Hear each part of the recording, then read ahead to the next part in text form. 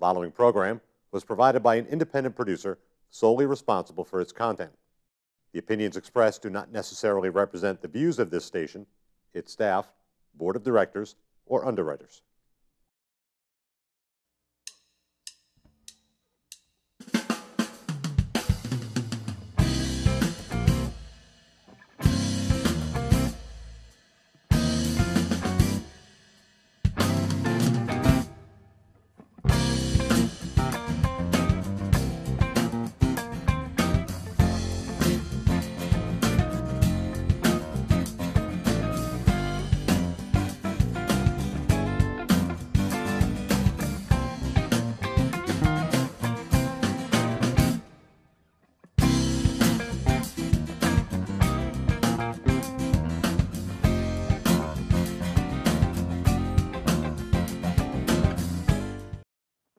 Welcome to Gate City Chronicles.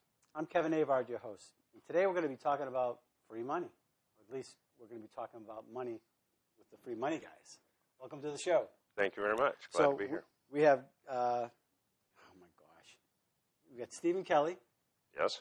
And Mark Perkins. Mark Perkins. I can't see the monitor from this row. Just that last word. So welcome to the show, guys.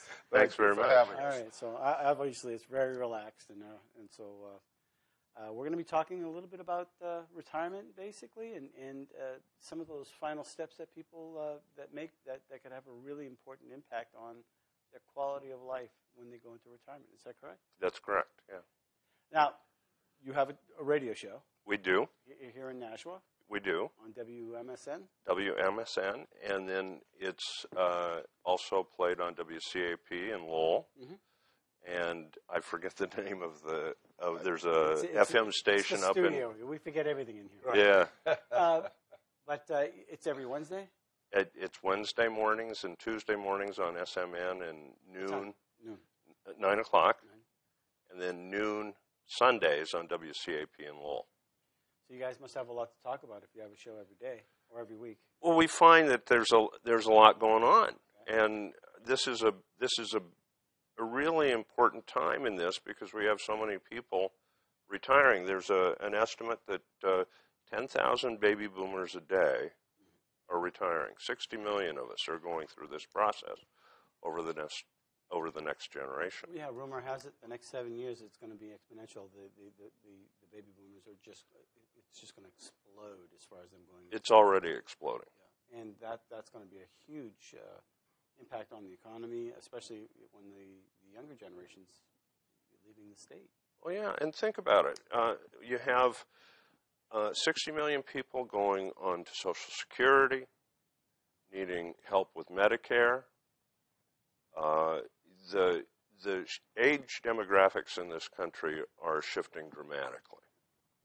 And what we find is people have an opportunity oftentimes to make a decision once in terms of like pensions or Social Security elections or not so much Medicare, but things like that, and then they have to live with those choices for the rest of their lives. Before we go any further, I noticed there's two books on the table here. They magically appeared. One's called Isn't that something? Tell Me When You're Going to Die, which is very positive. It's very uplifting. And, of course, Safe Harbors that can help reduce taxes, remove risks, and protect your retirement. Yes. And you are the author of both these books. Yes, I am. So let's talk about this wonderful one that says, "Tell me when you're going to die." What's this one about? Well, that's the point, isn't it? You have no idea when you're going to die, right? So when you're planning for retirement, how long do you plan for? You can't know. So people often make choices between spending much less now so that they'll have more later, or they just sort of give up the ghost and spend more now, figuring, well, if I run out of money later, because nobody feels like they have enough. And the truth of the matter is most people don't have enough set aside. So we've developed a process that we call More Now, More Later financial planning, one that doesn't present that choice to you. And that's what the book is about, and that's what our practice is about. Now, you are a financial planner. I am a financial planner, a registered investment advisor. For how long have you been doing this? I don't know, 14 years now. He recruited me. And Mark, Been a while. you've been doing this as well for what? Oh, for a long time. I started 35 years ago and have built a small business here in Nashua working with, mostly what I do is work with guys like Steve and do a lot of the research on companies and products and solutions and those kinds of things, and then work with Steve and a couple of other guys and try and get people to do the right thing in their financial planning, because the name of, I really like the name of Steve's book, Tell Me When You're Going to Die, not because it's negative, but because longevity is an issue that this generation faces that like no other generation in the past has. That's what I'm hearing over and over and over again. We didn't realize that we were going to live this long, and of course that there's a drag on the Medicare system just because of that, or Social Security. And Medicaid with Medicaid. long-term care. And And then there are other things happen too, Kevin. For example, think of it. When we were young, just starting out, pensions were the norm. And so the landscape is essentially just really shifted under this generation. And without, literally, the ground moved. We started, our parents had pensions. In 1980, they created the 401k. Business and industry figured out that if they could move people into the 401k and out of the pension, they could save billions of dollars a year. So that's what happened. They didn't just shift the monetary responsibility of themselves. They shifted the risk of retirement off themselves and off those pension funds onto us individually. Mm-hmm. So we had this huge shift of the cost of retirement, the risk of retirement went on to the individual. At the same time, our life expectancies grew dramatically. So 20, 25, 30 years later, here we are with potentially 30 years of retirement in front of us and completely responsible for our own retirement, having all of the risk of how long you're going to die. One of the things a pension did was it spread that longevity risk amongst a pool of people. You had thousands of people participating in a pension. So you would have people that would live short lifetimes. You would have people that would live average lifetimes and longer lifetimes. Well, when you pool all of that money and all of that risk, then the people that died sooner could... Kind of like a life insurance policy. That's exactly. Where you're spreading the risk. And that used to be one of the ways where people would retire with either with a whole life, they'd have a universal life or an annuity. Absolutely. Or an endowment or so many different things that would contribute to the retirement process. But those all got kind of... They're very, today's marketing is normally coming pretty much from one direction and from one source. And as a result of that, I think the information that people get is biased, and it doesn't offer people all of the choices that they may want to look at. And I think I think education is more powerful than regulation. Mm-hmm. And I think that and this is one of the reasons that we work so well together is because we really believe the clients that we want are clients that are really well educated, so that they can make the choices themselves. Because when you get down to it, retirement income planning is not about the money. Retirement income planning is about the choices you want to make for the rest of your life, your lifestyle. How do you want to lead those years? Mm-hmm. The money is simply a tool that enables you to do those things. So, it really, a well-educated person that can make wise decisions, that will accept some guidance and some coaching, that is really the ideal person you want to work with. What happens to those that are not well-educated but have pensions? Where do they end up? How do they, in this whole process, how do they get help? How do they get educated? If you ever watch, it's one of those Fox News morning news shows. The guy used to play. You ever watch Ferris Bueller's Day Off? Sure. Sure. The teacher, Bueller. He's on Yep. that Fox. Oh, is he really? Yeah, he's on. He's one of those. I forgot his name. One of the things that he's adamant against is about people managing their own resources, because you really, even the professionals have a hard time. How are you going to do it? Right. You need help. Well, that's because we're wired Right. essentially with fight or flight. So the things that drive us when we're making decisions in the market, basically greed and fear.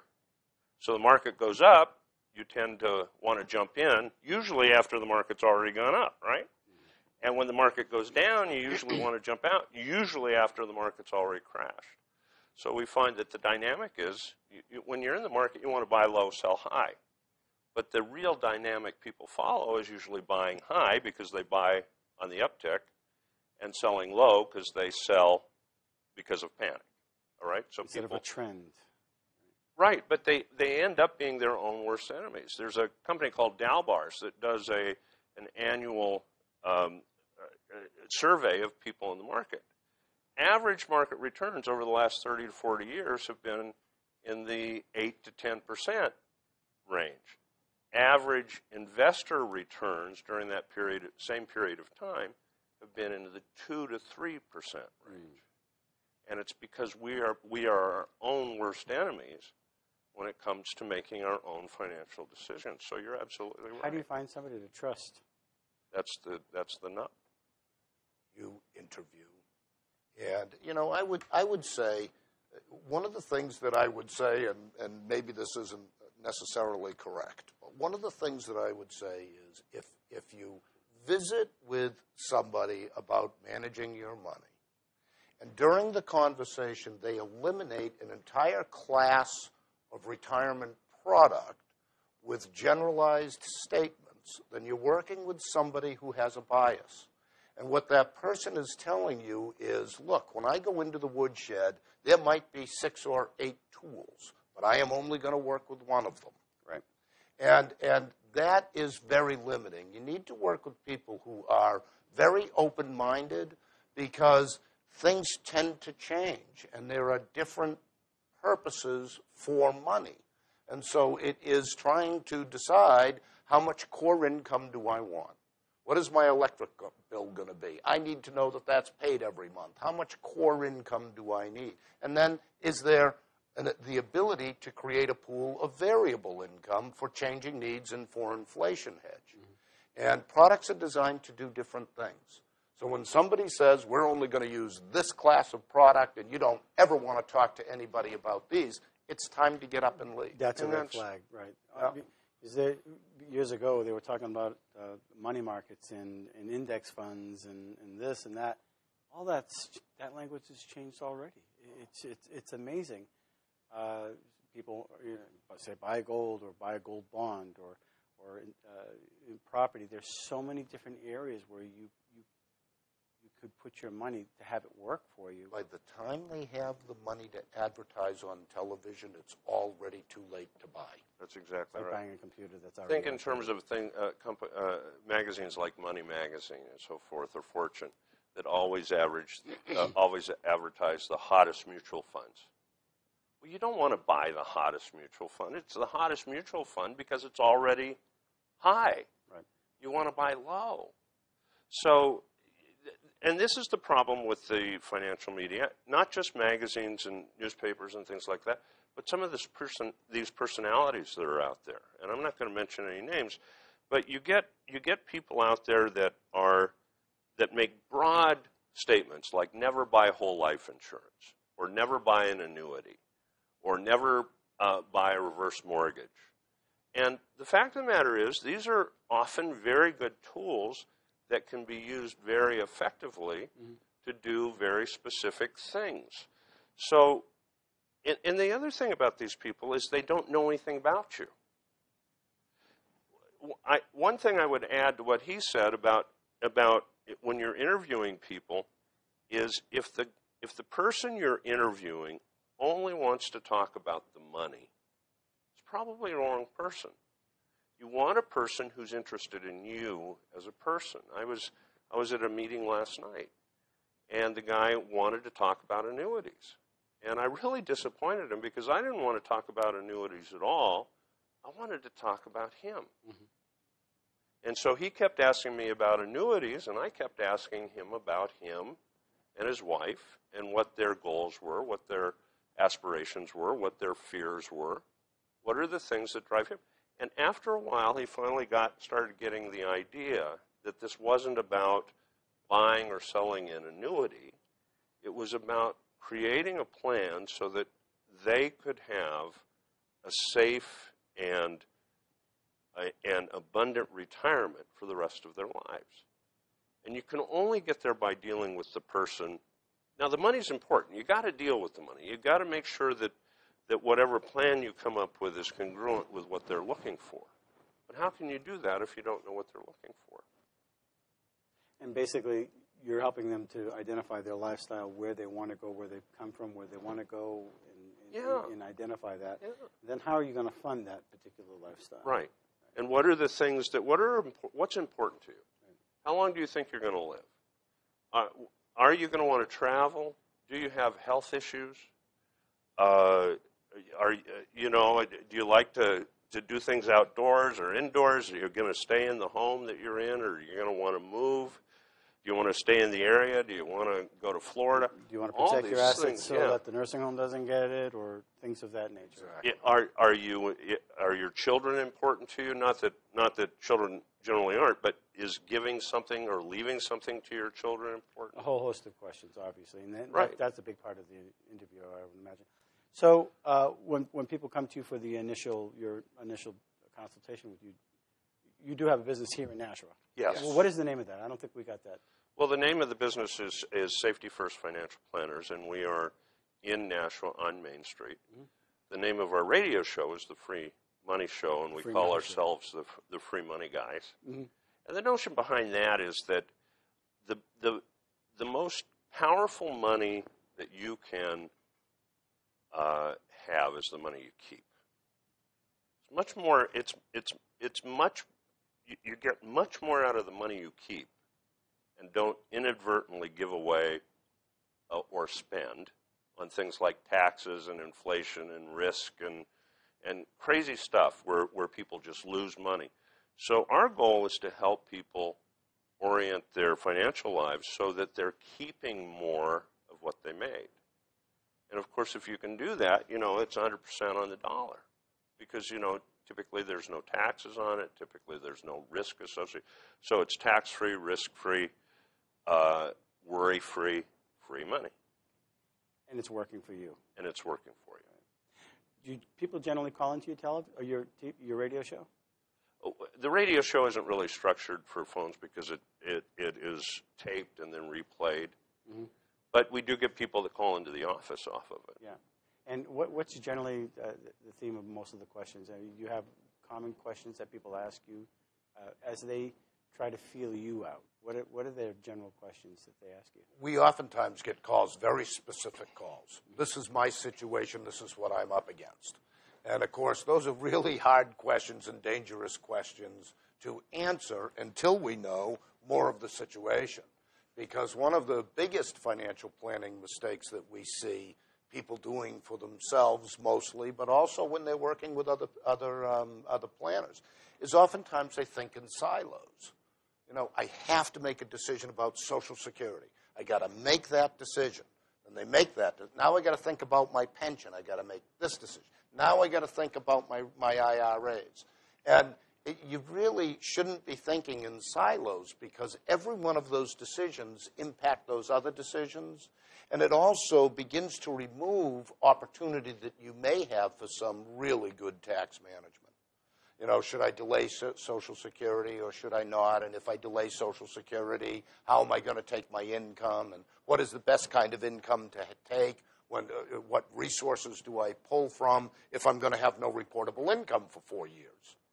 So how do you manage the tax? Because all of your 401k money, all of your IRA money could impact the taxation of your Social Security benefits. So if we can reduce or eliminate the tax on your Social Security benefits, that's a lot of free money. It's a lot of free Every money. tax dollar you save is 100 cents on the dollar. I mean, you're out there fighting to try and get a rate of return of 5 or 6%. We're talking about 100% savings. It has much more power and impact than, the difference in rate of return between one bank and another on their CDs. It's interesting, this same person that wanted to talk about annuities last night also wanted to talk about rates of return. The fact of the matter is, with annuities, rate of return is practically immaterial. And he couldn't get that. And I thought to him, I started thinking, think in terms of solar power versus gasoline. With gasoline, you're always thinking in terms of miles per gallon. Now tell me how many miles per gallon you get out of solar power, right? But they can both move a car, right? So you don't get miles per gallon out of solar. What you're looking for is how far can you go, right? So when you're talking an annuity, or you're talking a pension, or you're talking Social Security, typically when you're talking about retirement planning, what you're talking about is, how long can I make my money go? How far can I make it go? How much can I get out of it? That's what you really want to look at when you're talking about retirement planning. Is how far can I make this go? The problem is, because of the way we've been oriented over the last 30, 40 years in terms of growing our money, that's all been about rate of return.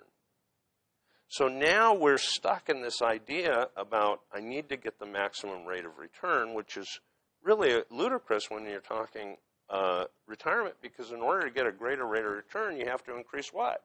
Risk. And that's the last thing you want to increase when you're in retirement. That's the first thing you want to reduce, is And risk. dividends are taxed, aren't they? Even when you're retired, Yes. the dividends are taxed. So Correct. And you still face capital gains taxes, and you don't have earned income. So as a result of that, you actually can have very strong income and be in very low tax brackets. And then you look at the effective rate of tax, and it can be, very small and very manageable, which provides greater opportunity for planning. And, one of the big mistakes that we constantly see is many advisors, tell people, look, don't take any money out of your retirement plan, your 401k or your IRAs, until you're 70 and a half. Because when you're 70 and a half, you have to, because now you're faced with required minimum distributions, and you have to take the money out, some money out each year, so the government can tax it. And that can be a terrible planning mistake, because oftentimes what they will say is the tax cost of taking the money out is so high, you don't want to take the money out of that plan. You should spend your other savings first and wait until you're 70 and a half and you have to take the money. And to us, I mean, I'm not speaking for Steve, but certainly in my world, general statements like that are deadly. Let's look at the whole plan. Let's look at all of the pieces. How can we make each one work to its maximum advantage for you? Let's not sit down with preconceived notions and preconceived ideas that are generalized statements that Steve wrote a great article in the Nashua Telegraph recently about people thinking in labels. Once you label something, you really don't have to consider it anymore, because you've already the answers. All right, you've filed it away. welcome to my world. Yeah. I mean, it's just. A label in politics, oh my gosh. And then you know everything you need to know about that person, right? Yeah. Or that subject, because you've got a label and you know everything you need to know about that label. It's actually very lazy. It's intellectually lazy. But it's human nature. There's so much you're supposed to know. You get to a point where you're at your maximum, so now you begin to just label things. But we need to approach these with open minds. We need to be able to approach the client with an open mind, as much as the client needs to maintain an open mind, so that together we can put together a plan. Because our idea is not to tell the client what to do. It's to work with the client to come to decisions directed by them based on what it is they want to accomplish that best fit their needs, because their needs are very different from the next person coming in the next hour. And We'll often say that from our perspective, if you come to the end of the process and you elect not to move forward, for example, with us, but you do it for the correct reasons, that's as good and successful an outcome as if you do decide to work with us, if you're doing it for the right reasons. Right.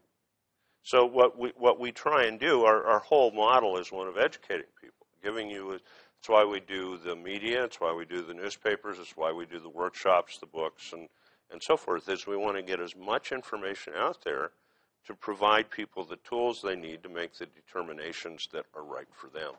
How do people get a copy of your book? Well, you can go on our website, which is freemoneyguys.com, and the information's there. You can also get it on Amazon.com. Are you on Facebook as well? Yes. So, really important question. Where do we get a tie like that?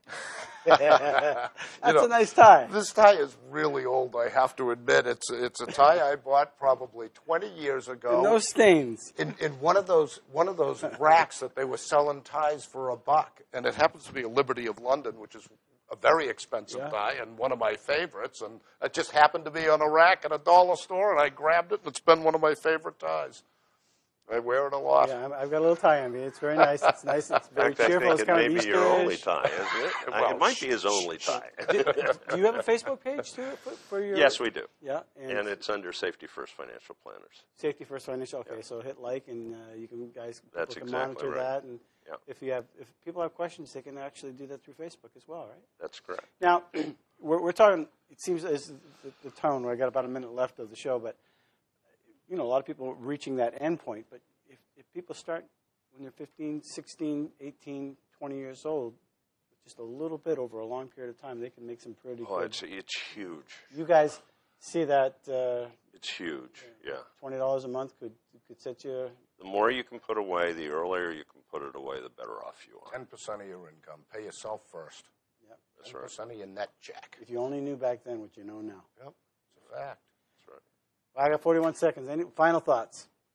We just want to thank you for having us on. Well, welcome. It's been a lot of fun. Well, If there's any other issues that you want to come on, talk about some, you're welcome to come back. Okay. That's very nice. Thank you so much. Appreciate it. We hope that you enjoy Gate City Chronicles and hope that it's informative for you. And it's shows like this that make it worthwhile because this serves the people of Nashua. And if you have a story or you have something that you'd like to share with the public, please come on the show. Until next week, thanks for watching Gate City Chronicles. Thank you for watching Gate City Chronicles. And we want to thank our sponsor, Aardvark Cleaning. They've been a sponsor for quite a few years now, and we appreciate them being a sponsor. And if you want to be a guest on our show, contact accessnashua@gmail.com. We'd love to hear your story. Until next week, thanks for watching.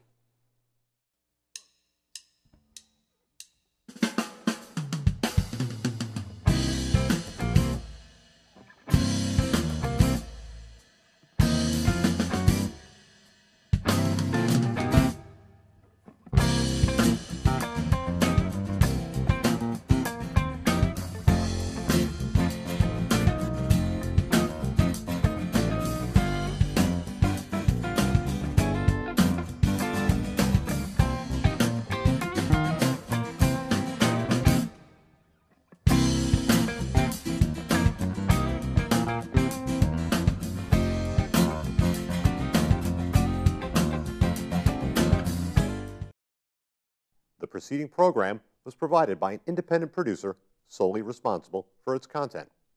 The opinions expressed do not necessarily represent the views of this station, its staff, board of directors, or underwriters.